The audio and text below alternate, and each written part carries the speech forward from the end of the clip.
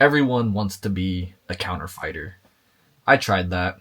I got my ass beat. To tell you the truth, I tried different styles, and what has been working for me so far is being a pressure fighter.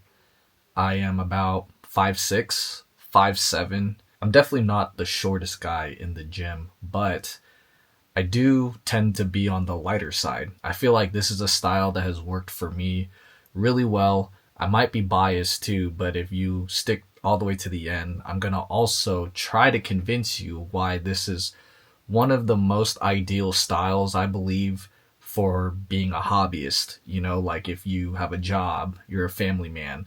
My gear is still a little bit dirty, so I'm gonna be real with you. I gotta go get that out of my car. It's been super hot lately. Don't want my car to smell like a local gym.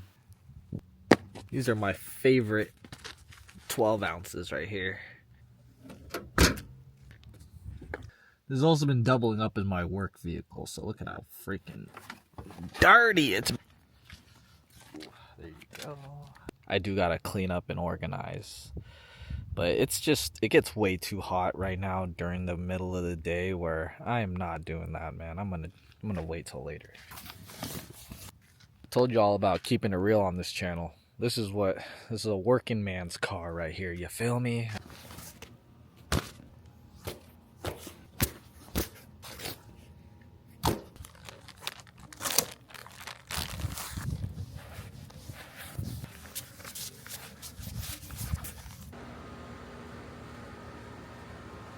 I swear, they just be adding random BS words on bottles just to sell us things, and we are such NPCs that we fall for it. Look at this. What the hell does that even mean? Scientific formula. Pressure fighting is definitely something that didn't come natural to me.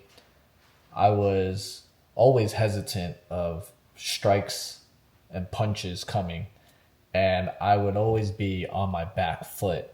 But then that's when I started noticing that the rounds that I would do better is when I would keep moving forward.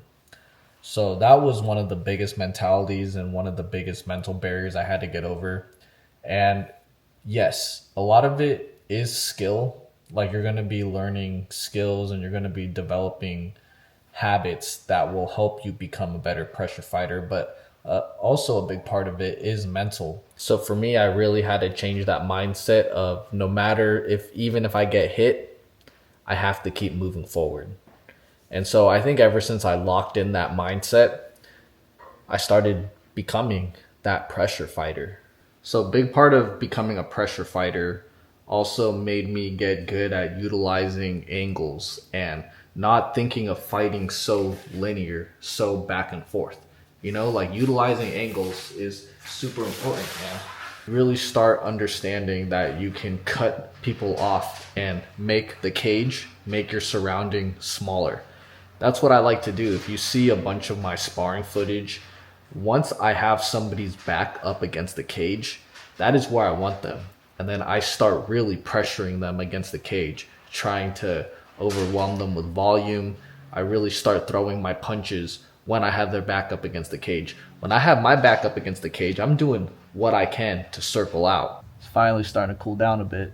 So one thing I hope you notice also in my sparring footage is I try to utilize head movement. Because when you move forward and you're coming forward, you will be getting hit. And again, a big mental thing is to not be afraid of getting hit, but you shouldn't try to get hit. It's a completely another thing. So I like to utilize head movement, but notice how when I do head movement, I don't move my head and I don't slip as much and as drastically, and I don't roll as drastically as a boxer would, you know, because you definitely got to watch after other things when it comes to MMA. You got to take into consideration of knees, of teeps, kicks. I'm going to keep it a buck with you guys, man. This style is definitely not for the weak. You got to be able to take in damage, and you got to be able to just sometimes tough it out. Feel me? Because when I try to go in, oh man, I definitely get teeped to the body a lot. I get jabbed. I take punches as I'm coming in forward. But again, that's my goal, is to move in forward and to get into that pocket.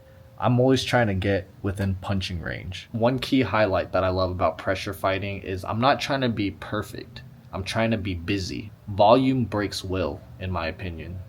Becoming a pressure fighter has also helped me become way more comfortable with impact and just punches coming at me. Being able to be on my front foot and keeping them on their back foot takes a lot of power away from them. I like it when I'm able to catch people off balance, because then that's also a time when I like to throw my strikes. I'm gonna be real with you guys, just also the sheer satisfaction of overwhelming your opponent. I don't know what it is. To me, it's just such a primal thing to be able to overwhelm your opponent with volume. And being a pressure fighter, it's more than just moving forward. I feel like over time, it's helped me be able to become better at maneuvering in and out of what I call the danger zone. Like if I'm within striking distance, if I'm within their striking distance, but then also becoming a pressure fighter, when you're able to come up close and not be so afraid of the punches, being able to move forward, I found myself in positions where I'm able to tie up a lot of times. Within that close distance, you're able to somewhat disengage their punches and take a lot of power from them at that distance. If you're a hobbyist like me, you might not have all this time and dedication to train. You know, maybe try this style out. Maybe it works for you, maybe it doesn't.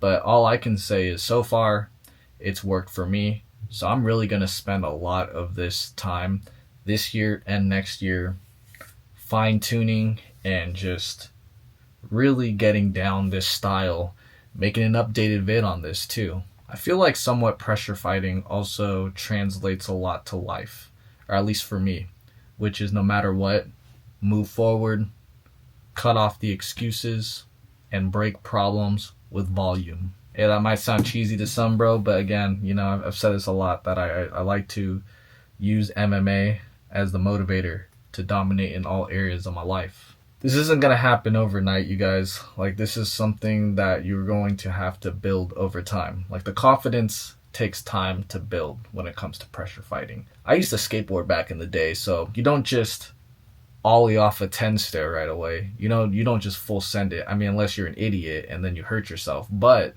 you know, people that look at those skaters that like just send it off a huge stair set like that, like you have to understand that like that was a gradual buildup. It's like you learn how to ollie off a curb, and you learn how to ollie off a 2 stair, then a 4 stair, then a 6. Then you're building up. You're not gonna be able to just watch a vid like this and be able to do what I do right away. Like, I'm sorry, you're not. The vids that you're seeing me now is an accumulation of trial and error. Is accumulation of me doing what I told you that I was doing. Like, I used to be on my back foot a lot. I used to flinch a lot. I used to always, I used to be kind of a bitch, bro. You feel me? And pressure fighting helped change a lot out of me. Like, it helped de-pussify me. But yeah, it's not going to happen overnight. You got to build your confidence, and the confidence comes slowly. But, you know, with enough training sessions, with enough sparring sessions, and you got to spar wisely at the same time. You know, like I've talked about this in a separate vid, but I don't recommend hard sparring every single session. Again, everyone's different, so take it what it is. Like, if you're comfortable hard sparring once a week, you're comfortable hard sparring once a month, you're comfortable hard sparring twice a month, that is kind of up for you. But I definitely don't recommend going in there and just having an absolute war every single day, every single round, every single time you spar. It's not a way to build confidence, in my opinion, but you do need those hard rounds if you are going to slowly start building that confidence. You can't just play patty cake with somebody all the time and not really understand what it's like for somebody to actually put it on you. You know what I'm saying? But if you want a more in-depth vid topic about that, leave a comment down below. I would love to discuss more. I really appreciate it if you guys have time and even like rewatch some of my old sparring vids, but you'll kind of understand more of this like pressure style that I'm talking about, that I started developing, and you know, maybe catch some things that I do here and there, and drop down below maybe some things that I could work on and become better, because you know, I'm just a hobbyist. There's no way that I know everything, you know. Like, if you see in my vids, I even post myself getting pieced up. all the time, because at the end of the day, I really have nothing to hide. I really want to share like exactly how it is, life as an MMA hobbyist, bro. So, whatever it is that I catch and I am able to film during my training sessions, I try to edit it to my best abilities and I post it. I know it's super cheesy to say, you guys, but please smash the like button and subscribe. YouTube, give me the money, bro.